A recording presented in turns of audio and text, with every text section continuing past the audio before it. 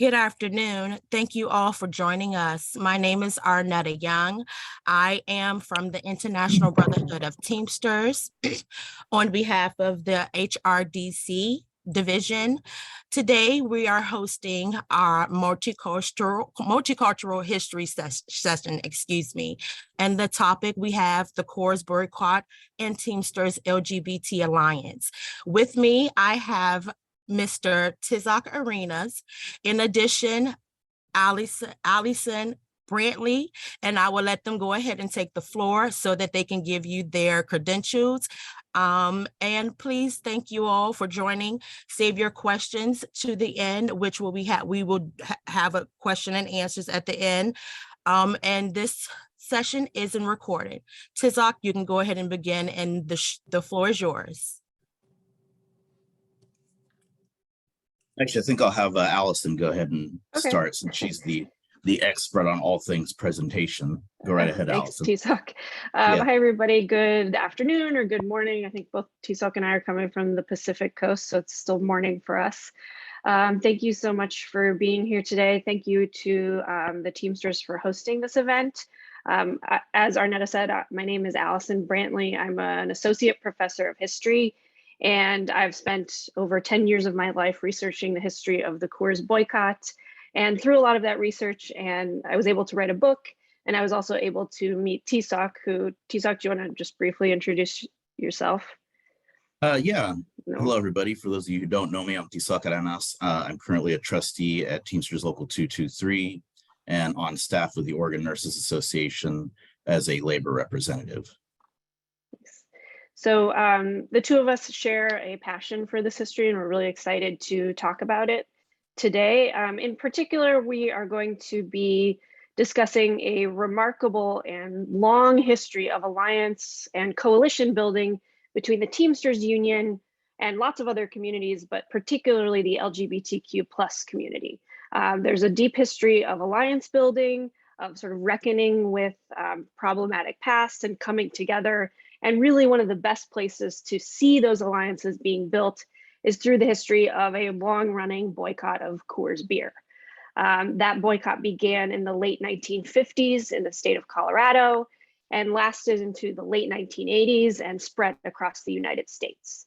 In that boycott, union members from the Teamsters to many other unions, Mexican Americans, Chicanos and Latinos, Black activists, LGBTQ activists, feminists, student activists, and many other progressives came together to challenge the Coors Brewery's management, and I'll talk a little bit more about that in a bit, and the politics of the Coors family. And one of the things I always say I like to highlight, there's really cool like merch and bumper stickers and buttons from this boycott. So we're going to be sharing a lot of images today. Let us know if you can't see the images, we can describe them as well. But what we can see here is the boycott provided an important common ground between lots of different folks to come together to boycott and engage in really uplifting forms of solidarity. In particular today, we're going to focus on the alliances between gay and lesbian or LGBTQ plus activists and Teamsters, and think about the legacies and lessons that that alliance from the 1970s and 1980s provides for us today. So our agenda today is to tell you a little bit about why we're interested in this particular history. I'm going to provide an overview of the Coors boycott in case you're not aware that it happened. You know, it's kind of far in the rearview mirror and some people don't remember it at all. Then Tisak will talk about one particular moment or a series of moments of really amazing alliance building. And then we'll talk about the legacies of this organizing. So I'll come back to some of this, but what we can see here is there's just like lots of really cool bumper stickers. And this is an image of actually a plane flying a message behind its tail over the beaches of Southern California saying, Teamsters say boycott Coors. So before we dive into the specifics of the history, people always want to know how and why we became interested in this subject. For me, I grew up in Colorado, actually about 30 minutes away from the Coors brewery. Coors is like deeply rooted in the state of Colorado. It's been a sort of iconic Colorado beer since the 1870s. It its influence is everywhere in the state. And so I knew about its influence, but growing up in Colorado, I didn't know much about the boycott. And it was something that I sort of stumbled upon, sort of stepping out of my blindness almost when I was in graduate school, and I was interested in the boycott that Chicano activists pursued against Coors in the 1960s in Colorado. I thought it would be a small project. This was maybe 11 years ago now. Clearly, it was not a small project. I've been working on it for over a decade. And in 2021, I published a book, and a lot of the research from the book, the cover's pictured here, is what we'll be discussing today. If you're interested in purchasing a copy of the book, in the Q&A session, I can provide a link. So that's where my interest comes from. I'm a trained historian, so I did a lot of archival research for this. But it's been really cool since the book came out to get to know people on the ground still involved in the movement, like TSOC. So I'll pass it over to him, and he can talk about his interest in this as well and share a really cool photo. Thank you, Allison. So it's hard to really like pinpoint exactly where my interest started, but my first cognizance of the boycott really began when I was a child, and hearing my folks, specifically my mother, talk about how our family had shifted over from drinking Coors at one point to Budweiser almost exclusively. And I just always found that fascinating, why a singular community would do that, because it obviously wasn't just my family. It was a lot of folks in the neighborhood, in the Chicano community overall. And I guess that's where it sort of evolved into as well. You know, my undergraduate's in Chicano studies, and I started learning more about the boycott in that venue. But what I also noticed is there was some other history that wasn't necessarily directly connected to the Chicano movement, but existed, and it piqued my interest. And I noticed Harvey Milk, who I was familiar with at the time, was directly involved as well. And then even further along, I learned that the Teamsters had involvement. So I really became interested in learning more of this history. And we were all fortunate enough to have Allison write her book, Brewing a Boycott, that really put all of those pieces together that really didn't make a lot of sense to me at the beginning. And now it's become sort of a blueprint for the work that I do in the movement, especially the work that was championed by Alan Baird and Andy Serkelis and Howard Wallace. So for me, it's been this evolution from, you know, cognizance as a child to, you know, not just wanting to document and examine the work that was done in the 70s and prior to that and going forward from that, but also taking those lessons and trying to adapt them to a modern environment. So this is a really, you know, this is a passion project for me, and I try to, you know, make people as aware of it as much as I can wherever I go. Awesome, thank you. I think for both of us, it's really a passion project. So it's exciting to share this today with you all. I think maybe some of you have already heard us talk about it. So we're going to talk your ears off a bit more about this exciting history. So the best place to start really in talking about the Coors boycott and the blueprint it provided, as TSOC mentioned, is to just talk about why people boycotted Coors in the first place. It wasn't just one reason, it was lots of reasons. And in particular, I think it's important to note that the labor movement really kicks off the boycott against Coors beer. Here's an image of the flagship brewery in Golden, Colorado. So the labor movement and unions at the Coors brewery began their boycott against the brewery and the company really for a simple reason at first. It was Coors's attitude towards unions. Its management, which was helmed by the Coors family itself, and by the 1970s, it was a third generation of Coors men running the brewery. They exhibited significant and persistent hostility towards organized labor. You've all heard anti-union arguments like, we don't need a third party in here, we can deal with our employees best. It was that, and even worse, active union busting. So in the brewery at Coors, there was paternalism towards workers, and even worse, outright provocation of strikes and then union busting from the 1950s onward. And the union that felt this most acutely and first, they were kind of on the front lines of this union busting, was the United Brewery Workers Local 366. And they represented maintenance and production workers at the brewery. So people who would be cleaning the brewery floor, who'd be packing and shipping beer to be sent out, essentially. This brewery was chartered in the 1930s, right after Prohibition, or actually this union, sorry, was chartered in the 30s, right after Prohibition ended. And the company lore is that Adolph Coors Jr. invited the union in out of the benevolence of his heart, which I think sort of underscores this idea that the company wanted to have this paternalistic, like loving relationship with their employees and their union. Really, it was a much tougher fight from the 1930s onward. And when the union Local 366 was chartered, the company always wanted it to be a sort of docile company union. Coors thus figured pretty prominently on a list of the United Brewery Workers' biggest anti-union offenders nationally. And Local 366 officers regularly reported that there were big conflicts at the brewery. From the 30s to the 50s, it was kind of constant back and forth, tensions over rights on the shop floor, tensions over benefits, and just general sort of quality of living associated with the job. But in 1957 is when tensions boiled over and this kind of tenuous labor peace at Coors ended. And this is when the boycott story begins. So in 1957, the United Brewery Workers Local 366 went on strike during the summer, which is of course the busiest beer producing season. And they did this over problems with wages, problems with shifts, and not having consistent shifts. And one of the first things that this union did was they went on strike and then they called for a boycott. This particular strike lasted, usually I can remember, I think 114 days or something like that. And the company really tried to replace its workers with local college students. They tried to push out the union and really break the union.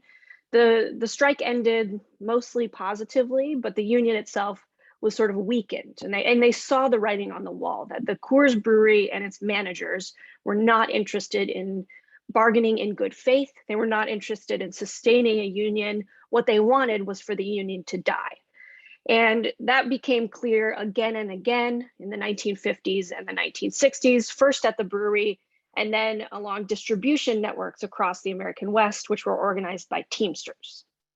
So throughout the 1950s and the 1960s in particular, one of the biggest problems for unions at Coors and workers at Coors was, and you can see it on the left here, that the company started implementing a hiring process that required polygraph tests. Now, this was fairly normal in the context of the Cold War, but the polygraph tests were a huge affront to workers at Coors.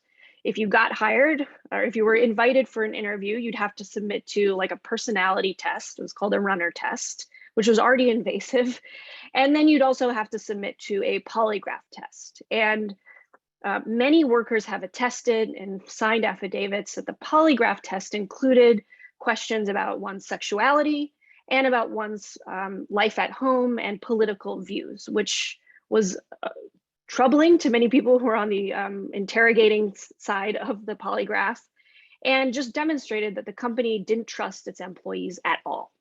Polygraph tests also were used at Coors in grievance procedures. So if you had a conflict with your floor manager, you might also end up hooked up to a polygraph machine. So throughout the 60s and into the 70s, stuff got worse and worse at the brewery. Every contract renewal was a battlefield. It was very clear that the company itself wanted to bust unions.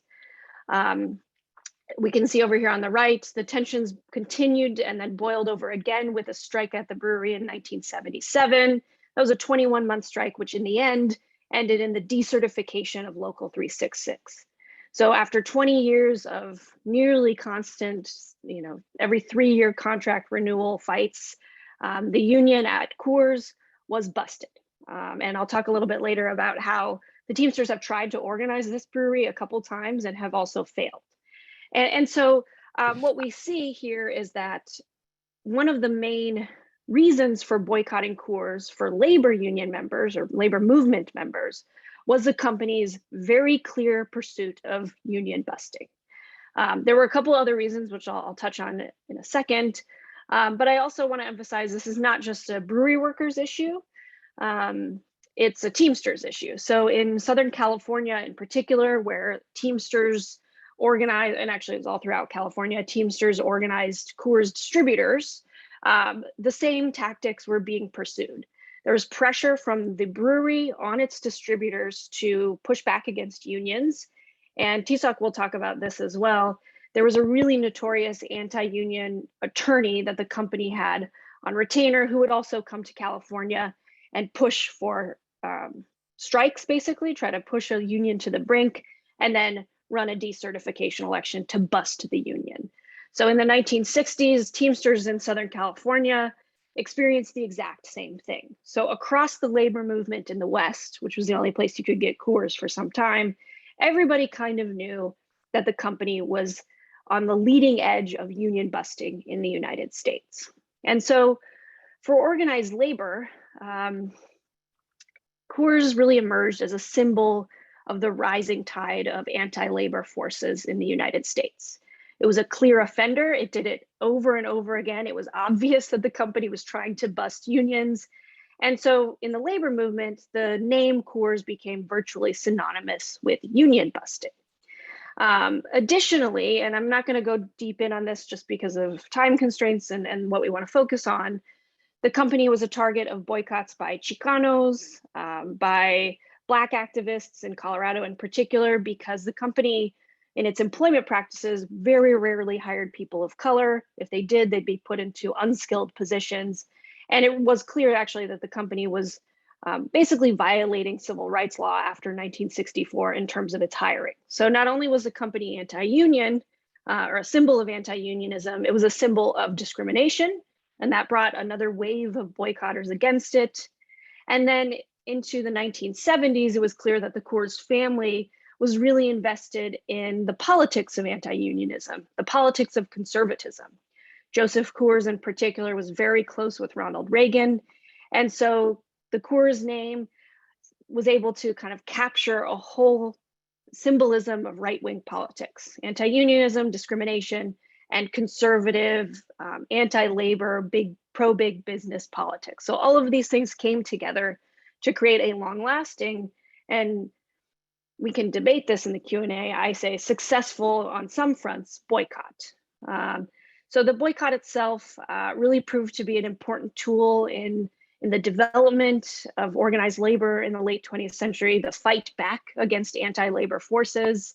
And even though it began as a fight against one brewery, it grew to become much bigger than that. It was about fighting a range of right-wing politics, essentially. So the boycott itself was about more than a beer. It was never really about the beer or how it tasted.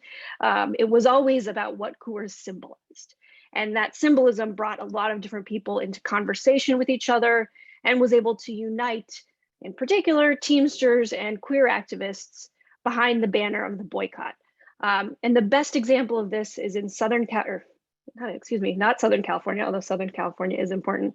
Best example of this is in the Bay Area, in Northern California, in the early to mid 1970s, where we can see this coalition building behind the banner of the boycott really unfolding. And so I'm going to pass it over to Tisak to tell us a little bit more about that specific campaign, which can offer a lot of really exciting lessons about alliance building. Thank you, Allison. I appreciate that. So this marks a pretty interesting transition in terms of how the boycott overall evolves, especially in regard to coalition building and rank and file activism. And just of special note, it was actually 50 years ago, on or about June 26, 1973, that this original beer strike that actually kicked off the San Francisco Bay Area Coors boycott, it was when the workers walked out. So what's important to note is the boycott of Coors beer in the San Francisco Bay Area did not actually start as an exclusive boycott of Coors. And as you see here, this poster has basically become synonymous with the Coors boycott, especially in the San Francisco Bay Area, which it was actually developed in. And I've had the pleasure of meeting not only the person that created the poster, but some of the folks that worked in the printing shop. that constructed it as well. So I think we can go ahead and move on to the next slide. So, as previously stated, the Teamsters Local 888 beer drivers and salesmen strikes begins on or about June 26th, and it is incredibly bitter and tense pretty much from the outset. This particular local sort of had a history of not having the great with the distributors under what was referred to as the master agreement for Northern California. And you have about 800 or so members go out on strike after contract negotiations had stalled out, which was also historically, if you look at the Northern California Teamster newspapers, had sort of been the case every time the contract was up for negotiations. By I would say May of 1973, the distributors are basically refusing to move. So in other words, they're not budging on wages, benefits like health and welfare and pension, sick leave, etc. So it becomes really clear that Local 888 is essentially going to have to go out on strike once again in 1973. So what you'll see here on the screen is one of the many signs that was used during the beer strike and boycott campaign, and lists some of the distributors that were active in some of these cities. So looking at Hayward, Santa Rosa, Oakland, San Jose, Sacramento, so on and so forth. And then, of course, you have the title of the union there at the bottom, the Brewery Soft Drink Workers Joint Board California, Local 888. So I think we can go ahead and move on to slide 11. So while the picket lines really targeted other beer distributors and boycotting of other brands, Coors ends up emerging as pretty much the primary issue in both the beer strike and the boycott campaign for many of the reasons that Allison had articulated earlier. And there's really three main components as to why this happened. Allison mentioned Irwin Bud Lurton earlier, who, I'll just articulate it this way, unleashed an all-out anti-union strategy. And he was doing this not just in the San Francisco Bay Area, but was also incredibly active in Colorado at the main plant. He actually bargained the Southern California agreement as well. So really, his strategy became incredibly pervasive throughout the San Francisco Bay Area, Southern California, Colorado, and it was an unabashed attack on trade unionism, workers' rights. And also it ends up happening during this time frame and sort of solidifies Coors as this public enemy number one, is there becomes quite a few altercations during the campaign, especially early on during the beer strike. So we have instances of armed guards with guard dogs. If you've been to some of our other presentations, you may have seen that particular picture at the San Francisco Coors Distribution Center. There was at least one incident involving a truck bombing, and I believe it was the Excelsior district of San Francisco. There was at least one or two warehouse fires during the campaign. Quite a few scuffles between scab drivers, helpers, and local 888 members, and just general reports of picket line violence overall. So that was another component to Coors being public enemy number one. And also we had, as part of the larger strategy that Lurton was pushing, 28 decert campaign elections by winter of 1973. So if folks don't know what a decertification vote is, it's essentially to remove the union's, what they call bargaining unit, effectively from the employer, thereby making the employees non-union and not able to bargain over their working conditions and term and conditions of their employment, so on and so forth. So there's a couple pictures here that are sort of illuminating that the focus had become more so on Coors. So we have a driver / helper here on the left carrying basically an anti-Coors beer sign. And then we have another sign here that was used during the campaign. This establishment supports the beer drivers. Don't buy Coors beer from scab drivers. And this is a good segue to get into how this campaign actually started on the ground, really, and who was driving that ground campaign. So let's go ahead and go to the next slide. So the boycott component becomes really important in this atmosphere and arguably these scattered wins and losses. So some of you might be familiar with Jack Goldberger, who was the president of Joint Council 7 at that time and the secretary treasurer of Local 921, Paper Drivers Local. So in 1973, he decides to bring on Alan Baird as the beer strike coordinator for Local 888. And I believe Alan is with us today on the call, so I'm hoping he can hear us and everything is good. So Alan is pictured third from the left here.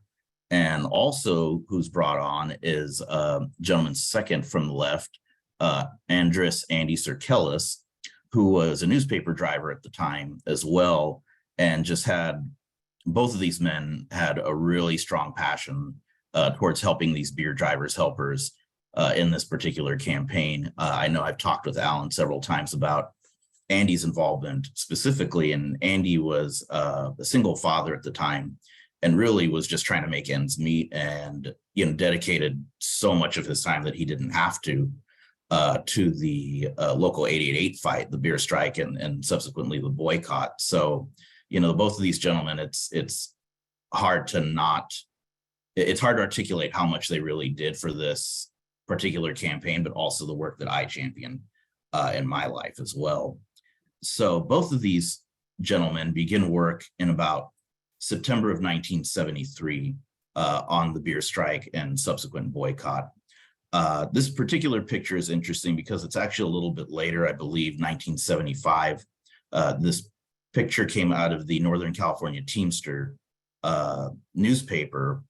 And what they were doing at this point in 1975 is they were actually soliciting donations from some of the other locals in the Joint Council.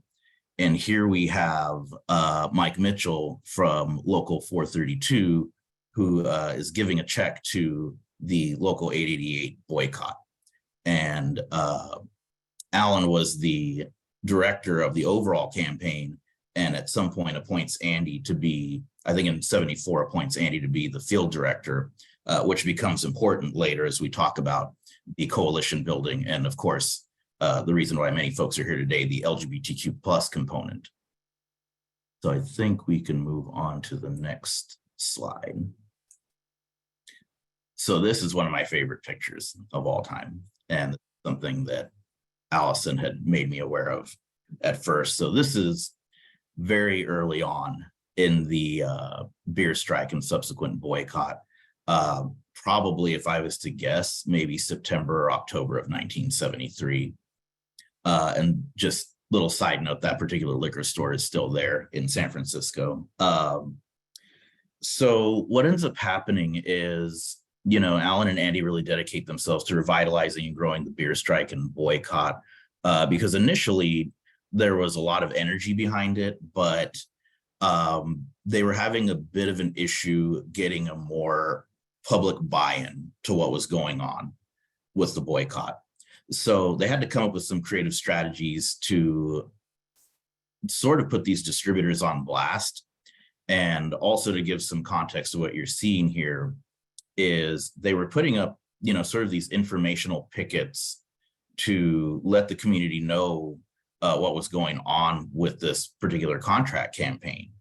And at the outset, they were really, boycotting several beers, not just Coors. So some of the old school beers that some are still around, some are not, like Schlitz, Hamm's, Olympia, etc. They were also part of this fight early on.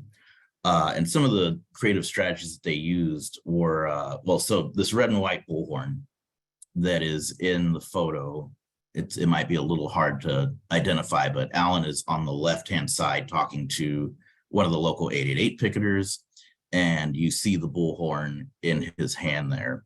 So that bullhorn actually subsequently becomes part of Harvey Milk's collection and is sort of synonymous with Harvey, and eventually was passed on to Cleve Jones, who I meant to mention earlier, who was instrumental in actually helping me meet Alan Baird for the first time.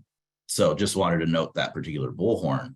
And the reason why that bullhorn's important is because the store owners did not like it during info pickets, and it became sort of a subject of contention, especially around this notion of what's called secondary boycotting. And all that really means is the owners of these stores felt like they were being targeted more so than the fight that was actually with the distributors, even though they really weren't. So the bullhorn gets kind of thrown out of rotation via a legal battle. So the idea that Alan ends up coming up with is playing like Solidarity Forever and various union songs on like children's tape recorders, which ended up being far more disruptive and just created a bigger nuisance for the store owners. But, it's a great strategy that contributed directly to getting some settlements out of San Francisco and Oakland eventually. So what's also important at this point to note is, there's outreach happening with store owners during this component of the campaign. One that I would like to highlight specifically, and I have the pleasure of actually having a copy of this agreement that was made with the Independent Grocers Association, which was a primarily Palestinian-ran association of stores in the San Francisco Bay Area. And they were deeply committed to supporting this particular beer strike and boycott. And what's really great about this is we had an event on June 24th this last year to commemorate the 50 years of the strike and boycott. And we actually have folks, descendants of those original Independent Grocers Association members, who actually came down and told their story. And they're actually starting to reinvigorate some of the work that the association originally done. So really just sort of speaks to the ongoing coalition building and evolution that grew out of this particular labor action. But what they discovered at some point is, beyond that association and maybe a couple of other instances, it was becoming really difficult to build coalitions or connections outside of labor specifically. And it's important to note that Andy Serkelis at one point tells reporter Bob Barber, whose work is incredibly important to documenting a lot of this history with the strike and boycott. Andy says, when I deal with the community, I have to deal with the label of a Teamster. And, some of the folks that are on this, this presentation right now know that we have had, a really spotty history, especially with the United Farm Workers, which had the unfortunate, the unfortunate nature of having going on at the same time. And so there's a conflict in the fields pretty much running concurrent with the UFW, and it just becomes difficult to build any inroads for coalition building, et cetera, and so on. So often when they are, especially Andy Serkelis is trying to build coalitions, they're having to deal with some of that seeping into the issue. So what we start seeing, though, despite all of that, is a boycott coalition starts emerging in 1974 and 1975. So by this time, San Francisco and Alameda County barns, as we call them, facilities, are settled in terms of the larger contract fight. But there's still outstanding fights in Sacramento and the Central Valley. But at this point, this is when the beer strike starts to evolve into something else. And it goes beyond sort of this bread and butter contract fight. And it becomes more about Coors as a bad actor, like Allison had been mentioning earlier, in many respects, in respect to race, labor, sexual orientation, which becomes, sort of the next topic we're going to talk about here in a second, just to name a few. And it's pretty much acknowledged at this point that broader coalitions need to be built for these broader fights that are starting to occur. Next slide, please. So Andy Serkelis really, in addition to Alan, start to really understand and articulate a need to make real changes to build a coalition. And this particular quote sort of articulates that. So Andy says in November 74, how can you ask the community to help you when your own house isn't clean? Then the boycott was not effective in minority areas because they did not think it was related to their interests, belated as it was, and that an effort was made to rectify it. And I am happy to say that in a lot of respects, Andy did a lot in reaching out to so many different community organizations, civil rights groups. I can't enumerate how many letters he sent out, but there were, from the Native American groups, the Chicano groups, the Black civil rights groups, and what eventually becomes, are the topic of today, the LGBTQ community. So we can go ahead and go to the next slide as this transitions into some of the work that is really non-traditional for the Teamsters and really is a highlight of the work that Alan and Andy, Howard Wallace, and Local 888 are doing. So Local 888 starts essentially an affirmative action campaign. So a few things happen in regard to this campaign. And what you see in front of you is actually a sign that they continued their picketing, shifting focus to instituting this affirmative action program to deal with the community issues that Andy previously articulated. So first thing he does is he goes to the Center for Labor Research and Education at UC Berkeley and works with the faculty there, and they begin drafting an affirmative action proposal. And the intent of this particular proposal was the explicit goal of hiring underrepresented employees at parity with local population, and open jobs would go to people of color or women first. This was a huge move in terms of labor relations because this proposal was actually not just a form letter in a way to put it. It was actually an agreement that had signature lines attached to it. Some of you that work in the movement and deal with contracts every day, this would be equivalent to like sending the employer a letter of agreement and saying, hey, we want you to sign this, and here's all the reasons why we think you should. So it was, quite frankly, even today, by today's standards, this would be pretty shocking. And to make this particular ask about the topic that it's about, affirmative action, was really just something nobody was doing at that time, especially in like the context of labor relations. And a lot of distributors, my understanding is I think maybe one had signed on to this campaign. I can't be 100% sure, but I thought I read at least one had signed on. Most were very dismissive of it because, big ask. But it sows the seeds for the type of activism that we start to see. And that's really an important part of this whole presentation, to show that this particular group of folks were moving towards a much more progressive agenda that had not been championed in the past. And that in the San Francisco Bay Area, it starts with that beer strike of 73 and evolves into this larger Coors boycott, or an iteration of the Coors boycott. So Andy starts using this as a conversation starter with other activist community and organizations. And really what it ends up doing is it starts to garner that support that I talked about earlier. All those folks that he had sent form letters to, respond to him and are saying, yeah, of course we'll back this work.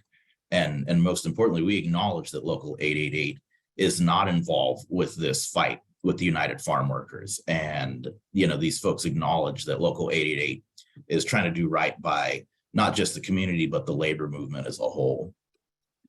So let's move to slide 15 and get to some of the really interesting stuff. So during this campaign, sometime in 1974, Alan Baird, pictured here with Harvey Milk, one of my favorite pictures, and longtime hard to even articulate how important this man was. The gentleman on the right, Howard Wallace, to the LGBTQ plus community as an activist, and just, really, really important guy in the grand scheme of things beyond the boycott. Alan reaches out to both of these gentlemen as the Coors boycott director at this point. So there's reciprocal promises once Alan has connected with these two gentlemen, specifically with Harvey. And, they're willing to support the efforts of the boycott because Coors had already had sort of a reputation in the gay community as being a bad actor to begin with. So it really wasn't a heavy lift. And speaking with Cleve Jones on the topic, who was right-hand man to Harvey Milk, when I had asked him this previously, he said, yeah, it was not a difficult ask to the community. And even though Harvey had some hiccups along the way, getting all of the community on board, because the Teamsters, once again, had not been great actors in that space, he was still able to make the boycott happen in the San Francisco Bay Area, thereby getting Coors beer out of all of the gay bars, specifically in the Castro district in San Francisco. But as I was saying earlier, there was a reciprocal ask, which would be to ask Local 888 to hire openly gay beer drivers, salesmen, helpers, which Alan made good on. So Howard Wallace, still pictured here to the right, ends up becoming the first openly gay driver at Local 888. And Harvey becomes a very vocal proponent. I can't recall if this particular quote is from the Bay Area Reporter or where it's from, but we both think it's a really important statement that he makes. And he says, the union of beer drivers, Blacks, Latinos, and gays fighting together, the time has come. So this signals a whole new shift in terms of the boycott. And these coalitions these partnerships start to coalesce and become solidified. And if we could move on to the next slide. So, we have this exciting coalition in the works by mid-1975. It's getting a lot of attention. We have the gay community especially supportive and become sort of, one of the primary communities that carries this boycott, not just during the period of 1973 to 75, which the beer strike and boycott was active in the San Francisco Bay Area, but they become a long-term partner and participant in the Coors boycott in all of its iterations. Post 1974, 1975, which would extend to Morris Kite and in Southern California, and subsequently, remain in the Bay Area. Harvey partnering with other leaders of other Coors boycotts throughout the country, such as Dave Sickler, who was on staff at one point with Local 366 as business manager. This particular, is this a leaflet, Allison? Is that what this originally started as? Leaflet. Mm-hmm. So lots of different, sorry if it's a little bit difficult to read, but I can go ahead and read it for folks because I do think it's something that people should see. So Boycott Coors Beer nationally, a nationwide Chicano boycott against job bias in San Francisco. Community coalition of Black, Chicano, women's, gay men's, and labor groups is boycotting Coors, demanding an affirmative action hiring program by Coors distributors in the East Bay. Beer drivers Local 888 of the Teamsters is now on strike in Oakland, Alameda. Coors is being distributed by Scabs. A community boycott is the only solution. And I'll attempt to read the very bottom. It's a little difficult. Gay people have suffered from tremendous injustices because they have been seen as outside what society defines as proper. Now we are beginning to see gays support the rights of, sorry, what does that say, Allison? Labor. Thank you. Labor, yeah. And the labor movement support gay rights. These struggles are creating a new awareness of our common interests and needs. And this is a quote from Andy Serkelis, field director, Teamsters Boycott of Coors Beer. And this is sponsored by the Oakland Gay Men's Political Action Group and the Revolutionary Gay Men's Union. So as you can see, there is a major buy-in from the gay community at this point. And I would say Local 888, along with Alan, Andy, and Howard, are working hand in hand with the community. And Harvey is a very vocal proponent of the boycott, and is why I give him so much credit for everything that he has done for our union and the support that he gave us, and why I'm such a vocal proponent, in addition to work that all that Alan has done for the gay community as well. It's why I'm a very vocal proponent of the gay community, and am a member of the gay caucus of the Teamsters as well. I believe it's that coalition building going forward that's going to, in effect, keep the labor movement going. So I think we can go on to the final slide in this particular piece of the presentation. So I'll lead off with this little clipping from the Bay Area Reporter. So I believe where this comes from is Alan in a couple of publications, but most notably the Bay Area Reporter, which is it has long been the LGBTQ plus newspaper in the San Francisco Bay Area for many, many years. He went to the effort of putting out ad space, often with, no particular purpose except to thank the gay community for the support that they gave to the boycott, and just building that solidarity and that network between Local 888, the boycott campaign, and the gay community. So what I think is important to note is, looking at the campaign realistically for what it is the successes that it had versus the failures that it had. Some of the significant successes that we had, both as Teamsters, the gay community, all the civil rights groups that were involved, the community groups.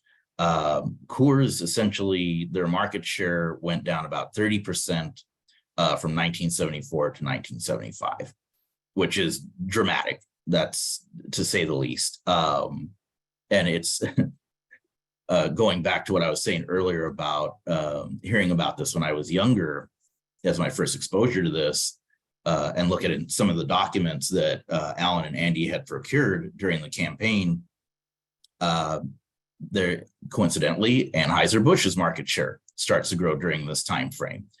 So in my mind, effectively, the Chicano community stops drinking Coors because of this boycott, and now have effectively switched to Anheuser-Busch beers. And at that time, it was primarily Budweiser. So huge shift in market share away from Coors and starting to move towards Anheuser-Busch, Budweiser. But also, because internal politics always seems to have a place in many of these stories, the boycott, it becomes a focus or an issue of strain between, sort of Local 888, some of the participants, and the Western Conference of Teamsters and Teamster leaders overall, which is I think is an important piece to talk about. And I won't belabor the point too much, but this particular campaign had ended because there was essentially some criticisms of Alan Baird specifically, and Andy Serkelis, for openly supporting the United Farm Workers efforts to their own rights to self-determination in the fields, and who they wanted to be their representative, meaning the workers, the farm workers. And because of that, the boycott sort of ends not in a particularly fantastic way. And I just don't want to shy away from this history, because I think it's something we need to learn from. That's to say that I think the Teamsters organization overall is moving in a great direction right now, a wonderful direction. And I think learning from some of these past mistakes, and we know it's not the institution as a whole, but we do know that there have been players in the past that have not been, necessarily some of our greatest leaders. And this story sort of exemplifies the need to take a step back, really look at what these types of campaigns have contributed to the overall history of the movement and direction of the movement, and realize that we should not stifle these types of campaigns going forward. And we need to be mindful of the work that was done here by Alan and Andy and Howard and all the drivers from Local 888, all the guys from Local 921 that gave their time, and realize that some of these lessons are things that we need to take forward. So I'm hoping in our future that we're more mindful of those types of things, so things like this don't happen again. But despite all of that, despite everything that happened and some of the, sort of the unceremonious end to the boycott in the San Francisco Bay Area, the boycott itself, the Coors boycott, we'll call it, continued on. Other Bay Area activists picked it up.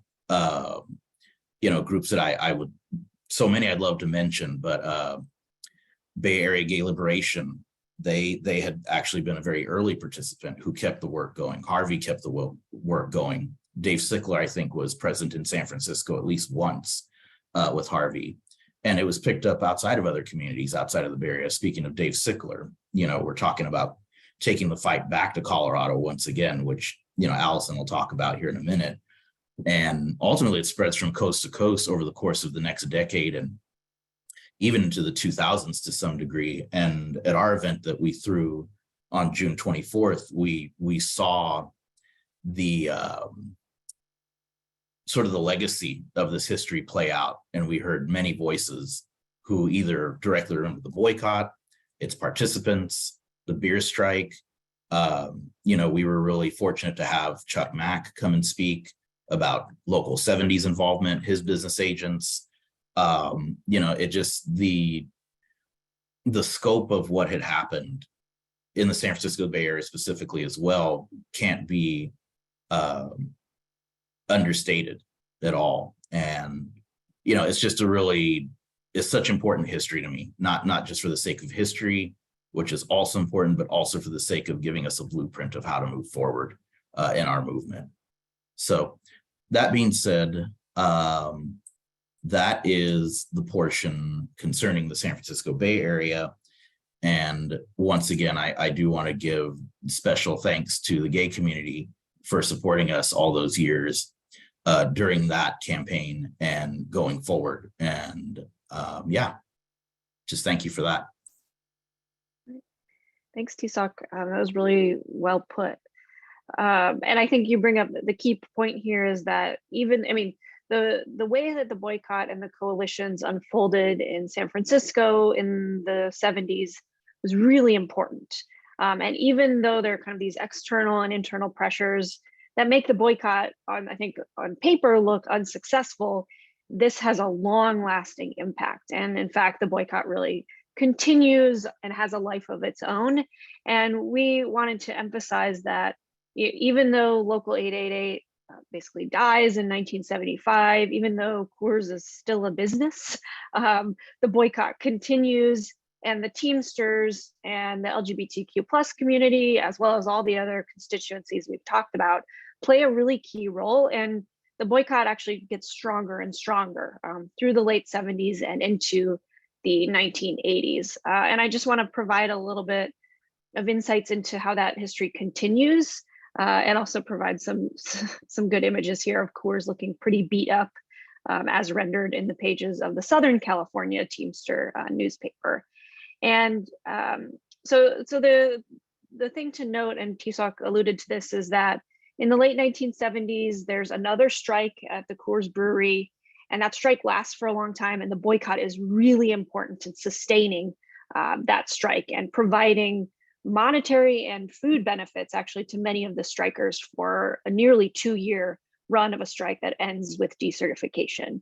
And I want to emphasize that the Teamsters, especially in Southern California and Northern California, play a really key role in welcoming boycotters and strikers from Colorado into their communities to set up kind of revived boycott coalitions, especially in LA and San Francisco. These are important places to fight Coors, on all fronts, continuing into the 70s and 80s. And in this new boycott, the boycott of Scab Coors beer, which was alive and well, many rank and file Teamsters continued their commitments, sometimes outside of the sort of formal spaces of their own unions. And many people were really, I think, committed to this boycott because they were so bitter over some of the things that had transpired in the decades before. So I want to give a shout out to Teamsters in Southern California in particular, who really kind of kept the movement going in that region throughout the 1980s and worked very closely with AFL-CIO representatives who were still boycotting Coors, like David Sickler, worked closely with what was called at one time or another the Pink Triangle chapter of the Coors boycott, which was run by LGBTQ activists like Morris Kite and Don Kilhefner. And the Teamsters provided a lot of monetary support. And in a time when a lot of these organizations didn't have a whole lot of money coming in, the Teamsters provided a really key aspect of promoting events and paying for things like putting full page ads in the Los Angeles Times in the 1980s to say, we're still boycotting Coors, it is not over. And I want to highlight a couple key things. So this is, these are a couple snapshots from Southern California Teamsters paper in April of 1980. So in fact, this is about over a year after Local 366 in Colorado had been decertified, but the boycott was still going. And in fact, by 1980, 1981, was getting stronger because of the Coors family's very obvious connections to political conservative leaders like Ronald Reagan. So what they're promoting here is a boycott rally that was really a key site of coalition building between Chicano activists, labor, and other progressive activists. If you've ever been to Los Angeles, right, in the State Historic Park that's in basically downtown Los Angeles, right across the street from Union Station. So they end up in this kind of key symbolic place saying, hey, the boycott is still on. In another effort in 1979 or 1980, Teamsters rented a couple of buses for people to go to a country club. I think it was in Whittier, or I'm not going to remember where it was, where Lee Trevino, who's a Chicano golfer, was doing an expo event that was sponsored by Coors, and Teamsters and others basically stood outside of the event, were in the event, and were shouting every time the Coors name was brought up.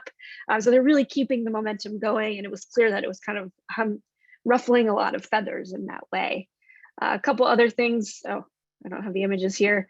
The Teamsters paid for planes to fly up and down Orange County and Los Angeles Beach, the coast in the summer, pulling a sign that says Teamsters say boycott Coors. As I mentioned before, they put out a full page ad in the LA Times. They also put ads on rapid transit buses in the Southern California area. So the pressure was still on Coors because of the way that the Teamsters were continuing to involve themselves in these really exciting coalitions. Another thing that happened that the Teamsters supported was that around this time at the Pride events or Christopher Street West parades in West Hollywood, Morris Kite and other queer boycotters put together a petition to send to Ronald Reagan to ask him to promote the boycott and kind of cut his connections with Coors. So there's a lot of really exciting things that continue to happen that demonstrate reciprocal connections and demonstrate, I think, that what happened in San Francisco in 1973 to 1975 was not like this one-off thing that could only happen in a place like San Francisco. It could happen in other places.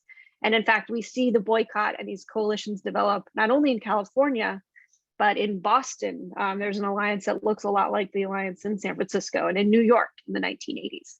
And so this boycott is very exciting in the fact that it continues to be a place for really consistent and exciting coalition building, and demonstrates to us that alliance making it takes a lot of work, to be sure. It's not something that can just be thrown together, but it's possible even between organizations that maybe seem like they have less in common than they have together. But if people put in the work and building off of the foundation that Alan and Andy and Harvey and Howard and others created, there's a lot of space for this cross collaboration in this particular boycott. Now, the other thing I want to emphasize is that the Teamsters, because they had actually merged with or incorporated the United Brewery Workers in the 1970s, end up taking the mantle of attempting to organize at Coors's breweries. They do this in Colorado, and this is what we see here, attempting to reunionize the Golden Brewery, the flagship brewery. And then they also target a new brewery that Coors opened up in Virginia in 1987. Maybe there's sort of this lore that you couldn't get Coors outside of the West for a long time. They didn't distribute on the East Coast. And that's because the beer was unpasteurized and had to stay cold constantly. So they didn't want to distribute too far. In the late 80s, I think partly responding to the longstanding pressure of the boycott, Coors opened a new brewery in the Shenandoah Valley in Virginia, and it was meant to supply East Coast cities. So they opened in 1987, and Teamsters organizers are on the ground at the gates, putting out flyers from the minute that brewery is open and attempting to organize both facilities. In May 1987, the International Teamster publication wrote rather optimistically, Coors's anti-unionism could possibly be coming to an end at long last. So they're really trying their hand at reorganizing or newly organizing Coors's facilities, in part because now the Teamsters had at least a decade of activism under their belt of pushing against Coors and identifying Coors as an enemy, but maybe possibly a place to organize and work with. Neither efforts are as successful as the International Teamster hoped they would be, and I think that's in large part to the really committed anti-unionism of the Coors management. In Colorado in particular, there's a really strong effort to reorganize that flagship brewery in 1987. They're trying to organize both breweries at the same time.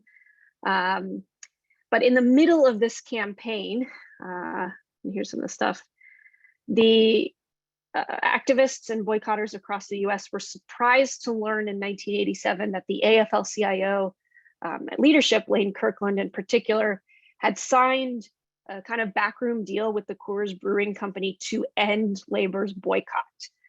There was this big announcement in Washington, DC, and really a lot of activists from Teamsters to LGBTQ plus activists to Chicanos to anybody else who was involved, they were incredibly disappointed in the AFL-CIO's decision to sign an agreement to end the boycott. And basically one of the only things the AFL-CIO got out of this was that Coors' kind of half-hearted promise to remain neutral in any new organizing campaign, which they said they would do. And then in December of 1987, what you can see here on the slides, maybe 88, I think actually, the union vote came out in favor of Coors once again, and almost basically anytime that any representation election was held at the brewery, the numbers were roughly the same, over 1,000 against and only a couple hundred or 400 for union representation. So anti-unionism remained very pervasive at the Coors facility, especially in Colorado. But the Teamsters really put a well-funded and well-organized campaign to work in this effort, and the rest of the labor movement was behind them in this effort to reorganize the Coors Brewery. Unfortunately, though, because of the strong anti-unionism present at that facility and within the Coors family, we didn't see a tangible success. But all told, I really do want to emphasize that the Teamsters' ongoing involvement in the Coors boycott from the early 70s to the late 1980s really highlights, I think, the importance of consumer boycotts for building solidarity, the promise that a boycott can have for building alliances and creating a space of cross-collaboration. It highlights the longstanding history of the Teamsters' efforts to reach across different boundaries or divisions to work together with other communities. I've heard that there are some rumors that the Teamsters might be attempting to reorganize the brewery in Colorado more recently. I don't know where that's going, but a lot of people ask if Coors is union brewed or not. Depending on where you are, Coors is unionized, but not at the flagship brewery in Colorado. That remains non-union, at least in maintenance and production. So there's still, I think, history unfolding, perhaps. And we think that there are just a lot of lessons that can be applied broadly from this campaign, from this long history that has many successes, as well as some clear failures, as we can see here. So we'll close with just a quick discussion of lessons and legacies, although we've kind of both touched on that, but I'll pass it back to T-Stock and then we'll open it up for Q&A. That sounds good. So I'll try to make this brief because I do want folks to be able to ask questions. You know, in terms of the longer term, what we're here for today, the longer term LGBTQ plus and labor alliances, you know, once the San Francisco boycott ends and kind of in the midst of the Colorado boycott during 366's contract fight in the late 70s, you have something called the Briggs Initiative that pops up in California. And really the intent of this was to specifically target anybody that worked at a public school who was gay, and pretty much made it grounds to not hire them. But in addition to that, it would also discipline folks that were even supportive of gay folks that were working in public education. And you know, there was continued fights against that initiative from, you know, Alan Baird, I want to highlight specifically, and some of the folks that he had either enlisted or they had already been involved with activism in the area. Two of his colleagues at the time, I want to especially highlight Ben Papapietro and Jack Ford, who could not be here today. But they were also from 921, also very supportive. You know, and Andy is assisting in his own way as well. But, you know, these alliances, I think it's important to note, not just for, once again, what we're talking about today, but for long term, these alliances didn't just die because the 1973 to 75 beer strike and boycott ended unceremoniously. A lot of these folks actually deeply cared about these issues and chose to become longtime allies like Alan, who, you know, once again supported, you know, killing the Briggs Initiative, you know, has remained in the Castro district his whole life and has been a very vocal proponent of gay rights throughout his whole life. You know, it just goes to show that, you know, I've said this before, especially in relation to anything about the boycott, like the thing that hurts us the most in the movement, and that doesn't have to just be the Teamsters or really anybody we've talked about today, but and in all movements, not just the labor movement. What hurts us the most is the siloing that we've done. And I've been in the movement going on 13 years, and that's what I've noticed. We're at our weakest. I mean, some of the labor activists in here will know what I'm saying for sure. We're definitely at our weakest when we're not together, and we're a hell of a lot stronger when we are together. So I think it's just really important to frame this whole story as a lesson for what we can really do and accomplish if we get away from the silos, make a serious effort at coalition building, and, you know, to some degree getting, you know, pushing our egos aside. That's the hard thing to do too, and just making sure that we're doing this work for the right reason, and, you know, not for notoriety, not, you know, what have you, but for a substantive, meaningful commitment to the labor movement and social justice movements overall. And I really want to thank, you know, the gay community once again for what they did in all this, and all of the other folks that were involved. And, you know, our as I call them, our big four, Alan Baird, Andy Serkelos, Howard Wallace, and Harvey Milk, for all the work that they did and inspiring all the people that they've inspired in their lifetimes. And I hope Alan's still on to hear it.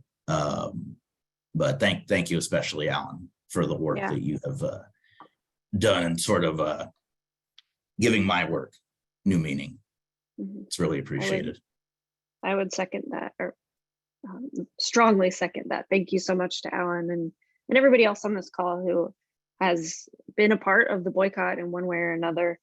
Did I cut you off, Tisak? I'm sorry. I just wanted to jump in there. No, not at all. Not at all. I mean, I don't think anybody's role here can be overstated. You know, I've told many people that, you know, Alan is very important to me as a mentor, just because of some of the experiences he's had as a labor leader and some of the experiences I've had as an activist. So I always try to highlight Alan as much as I can. Mhm. But really, thank you to everybody for all the work that you've done on this, and hopefully we can all do more work together. Yeah, absolutely. Well, thank you so much, Tisak, for sharing this space with me, and thanks again to the Teamsters. I'm gonna end the share so we can see each other, and I see there are some comments in the Q&A box. First of all, I just want to acknowledge Sue's comment about being part of the Coors Boycott community in Seattle. It's an amazing story that you've shared, and thank you so much for your hard work. It emphasizes too that the boycott itself, you know, really spread widely and had kind of these local bases across the country that were vibrant spaces of activism. And so thank you so much for sharing that, and thanks for your work. Thank you, Abe, for your comments. And then Tisak, you can see these Q&A questions, right? I can, and I really want to thank my my brothers from 1930 Teamsters Local 1932 for showing up and participating in today's event. Abe Gallegos and Carlos Gonzalez. Thank you, Abe, for the kudos, and Carlos, thank you for the kudos as well. And you know, both of you for doing work in the Chicano community. 1932 is really, in my opinion, leading the way on that engagement with the Chicano community down there in the Inland Empire. I think I'll read what Carlos has to say out loud here. First, let me say thank you for presenting this great piece of history. In the Chicano community, Coors never fully recovered from the boycott, which is true. Mm-hmm. The flagship beer is Chicanos, is Budweiser and their brands, and that's been the case for quite a while. My question is, how much of the market share did Coors lose, and have they recovered any of its lost market share? The first one I can answer. You know, during that particular time frame, at least sort of the focus of what we were talking about today in the Bay Area, it was also, obviously about 30%, as mentioned earlier. I will defer to Ali on some of the more long-term market share losses. Mm-hmm. Yeah, and I could kind of address Chris's question here about where things stand with Coors now. So in terms of market share in the brewing industry, it's actually really difficult to assess what is happening with Coors's market share during the period of the boycott. In some places, like in California, it is very clear that they're losing market share. They were number 1 in the state, they dropped to number 2, then number 3. In other pockets, especially urban areas like Seattle, where Sue's from, we would see the market share drop, and like Olympia would come out on top. But the thing to remember is that at the same time that this boycott is unfolding, the beer industry is super, super competitive. It's consolidating, and we can see the effects of that now, where there's only like, you know, big 4 or 5 breweries that are on top, and they're competing with each other. And so Coors would always say, yeah, we've lost some market share, but it's not because of the boycott. Now, I don't trust that. I don't believe that, but like, it's kind of hard to peel apart the data there. So they did lose market share. And we can also see the impacts of Coors's loss of profits in the 1980s, when they start to really target, for example, the Chicano Latino community specifically. So they're funneling money into those communities. In 1984, they signed a $250 million agreement.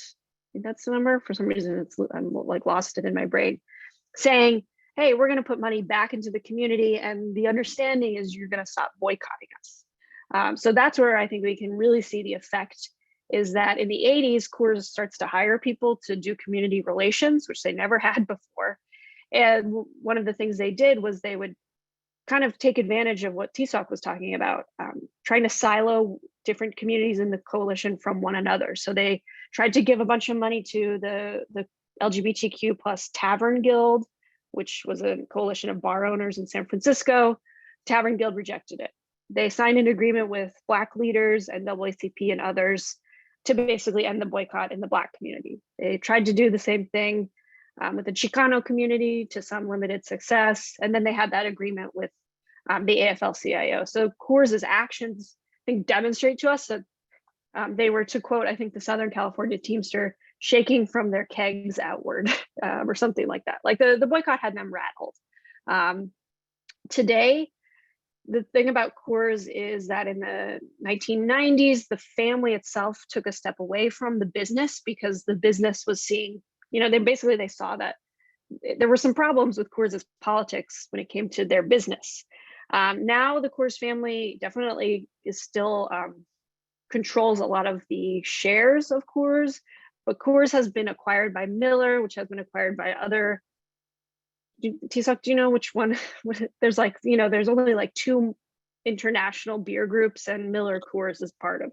I know that SAB. Molson Coors, obviously. I'm unfamiliar with the other one just because, the result of a lot of this stuff was a lot of like smaller regional beers becoming affiliated with these large umbrella affiliates, so to speak. Yeah, I think it's like Anheuser-Busch InBev is one, and then Molson Coors is another one. So under the banner of Molson Coors, Coors has become a much more visibly pro-LGBTQ plus brand, right? So they have Pride stuff that they put out in June of every year. Coors is the sponsor of the Denver Pride Parade every year. Coors also was one of the first breweries in the country to offer like same-sex healthcare coverage in the 1990s, which I think is a response to this boycott pressure. So they've become, as a company, very pro-LGBTQ.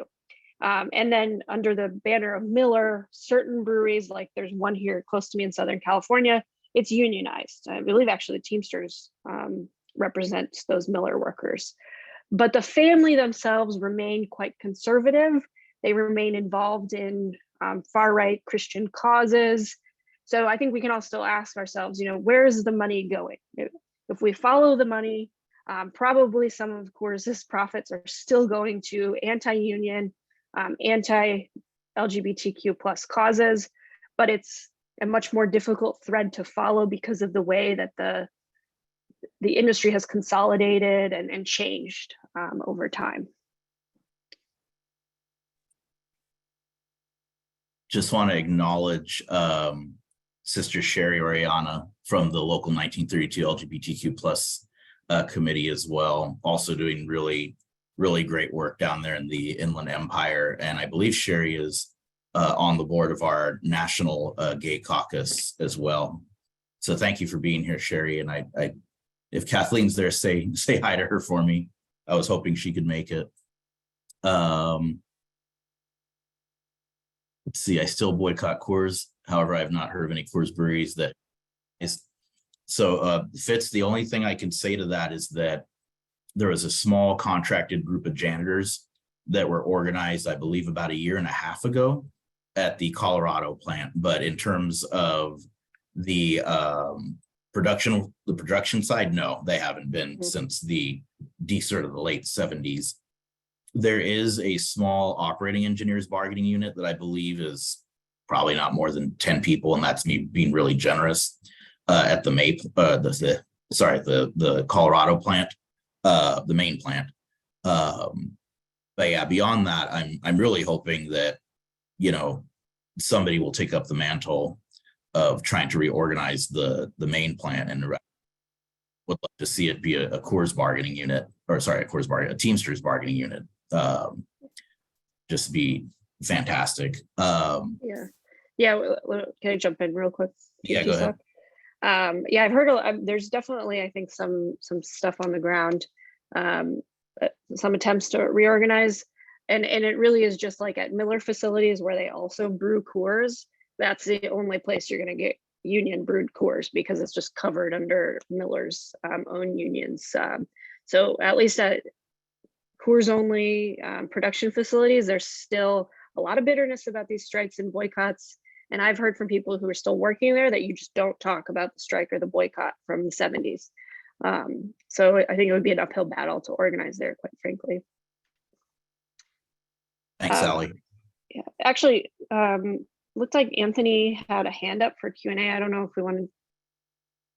Yeah, and jump in, Anthony, if you can. And I do want to cover Sally and Maria's comments as well when you get a chance. Yes, I just wanted to say thank you, Tusak, and thank you to both of you.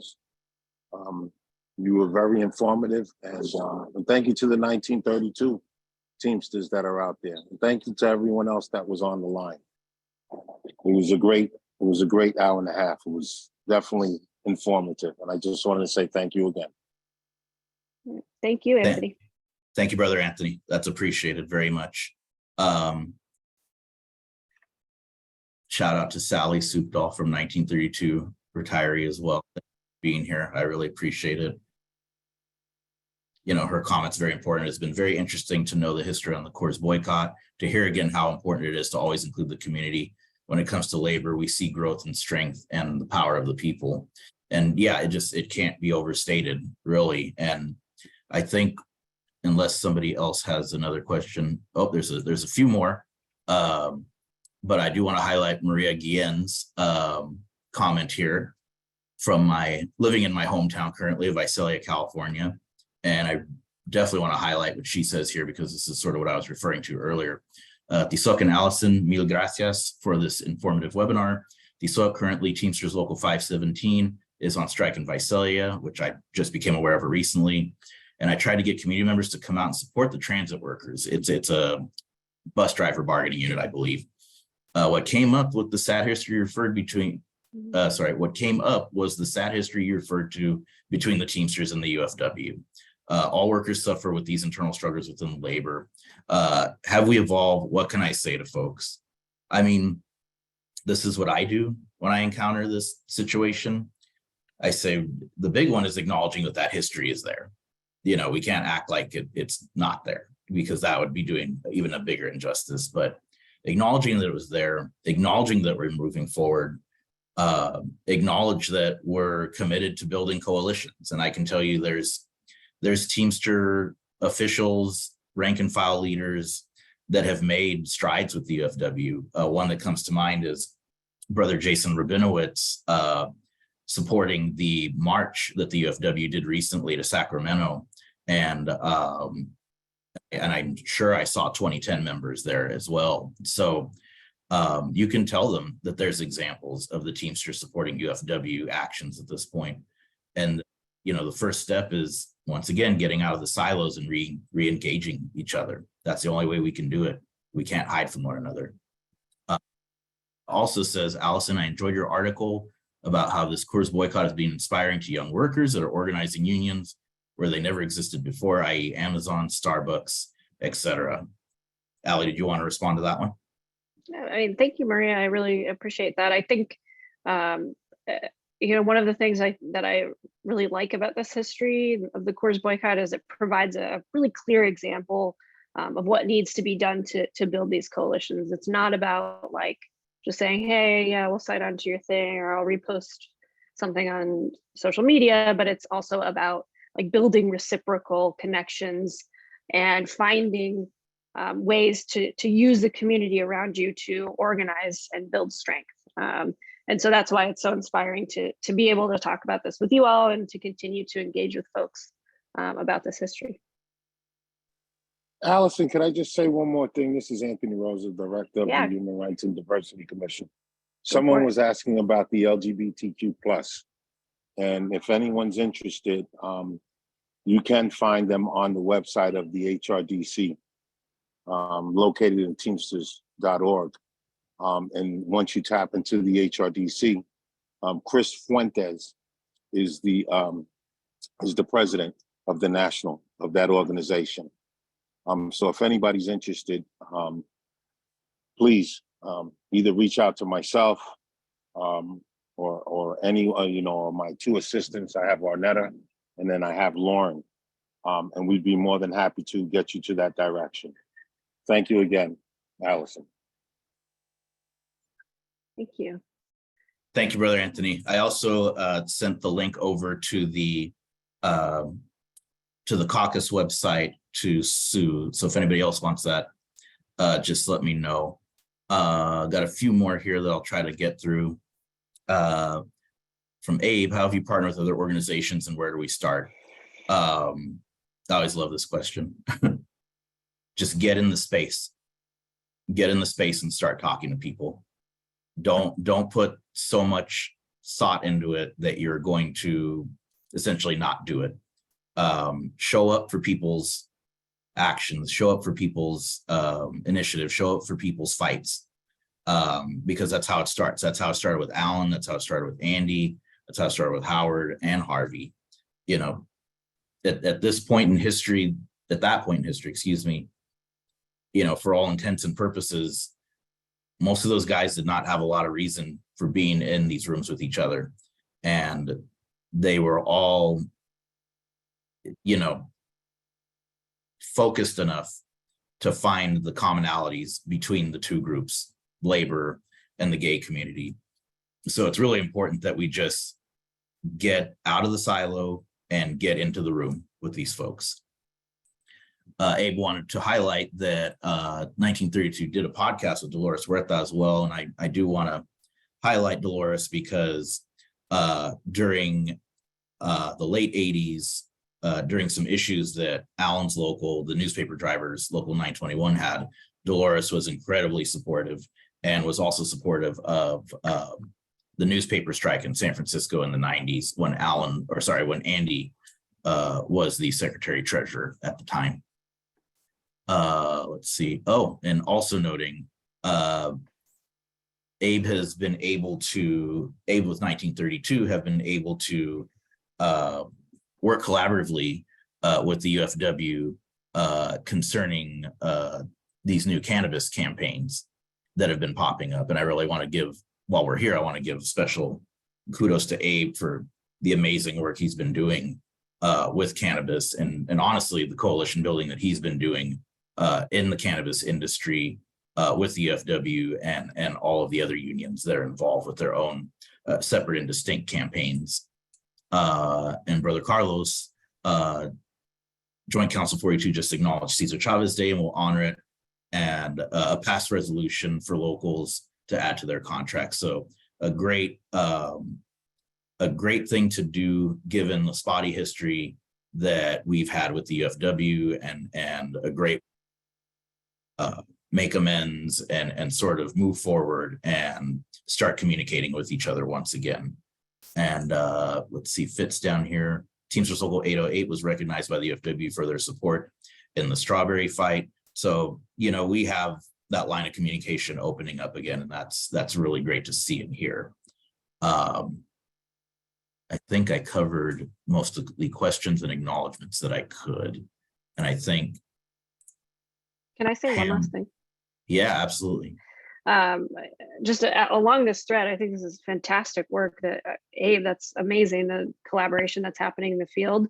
Want to just recognize Howard Wallace again, who, you know, was really intimately involved in the Coors boycott, and then in the 80s worked, kind of moved over and was working with the United Farm Workers on some of their boycotts as well. And so he was doing a lot in his own life to bridge those differences. And so I think there's, you know, obviously there's, the unions have come a long way. There's still a ways to go, but want to acknowledge that there's always been a lot of folks, or there's been some folks working on this on the ground, and it's just getting bigger and bigger.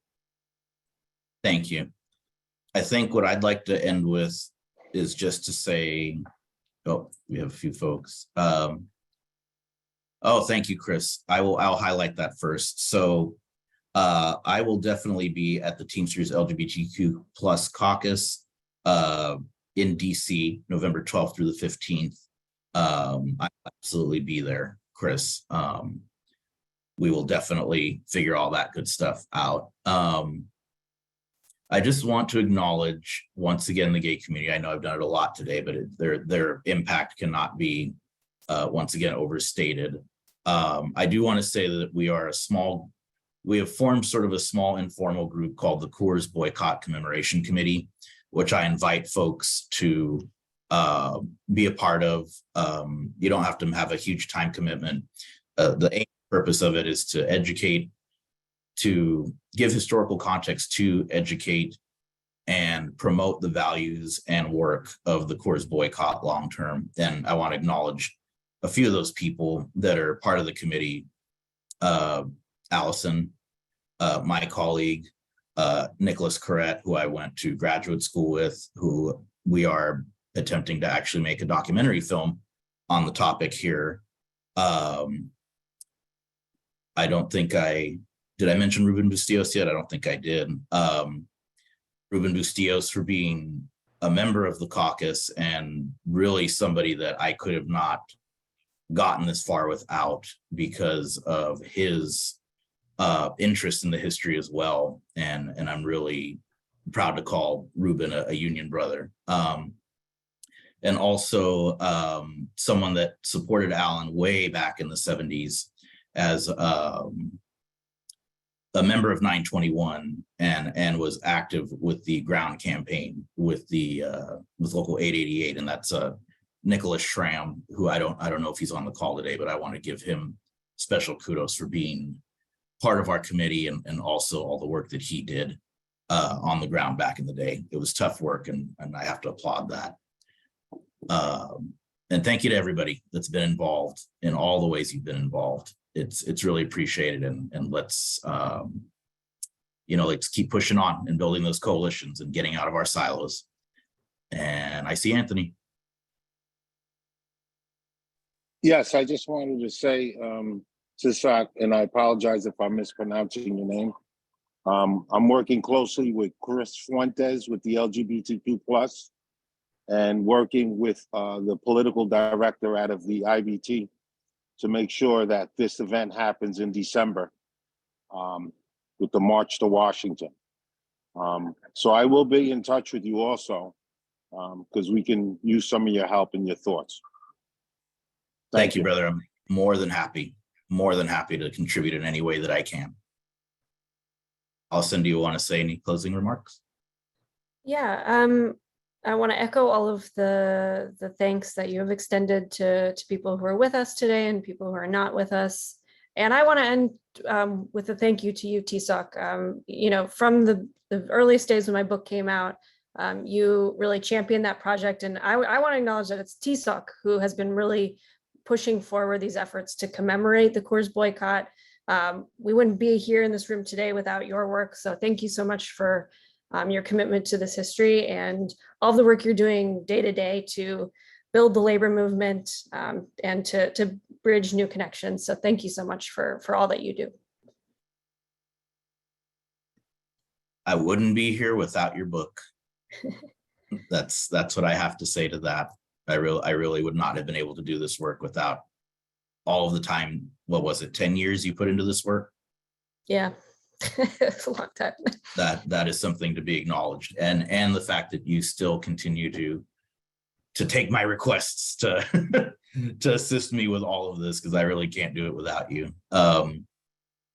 So thank you, Allison, for all you've contributed to this history and the movement. Thanks. It's I don't know what to say. It's just wonderful. Thank you. Thank you. So thank you all. I don't know if you want to close us out today, Anthony or Arnetta. Thank you, Chusak. And Allison, thank you for all your hard work. And thank you for 10 years of putting together all that information and writing a book. I thank you again. I'd like to thank everyone for taking your time to spend time with us for a history for an hour and a half. And I thank you again. I'd also like to thank Renee, and I would also love to thank Paul Trujillo for all their hard work to help this program go forward. And also my favorite person, Karen Jones. Thank you again, everyone. Have a nice evening. Thank you all. And that concludes this month's multicultural history session. Thank you. Have a great day. Please proceed to YouTube if you would like to see the recording. Have a great day. Bye-bye. Thank you all. Thank you. Thanks.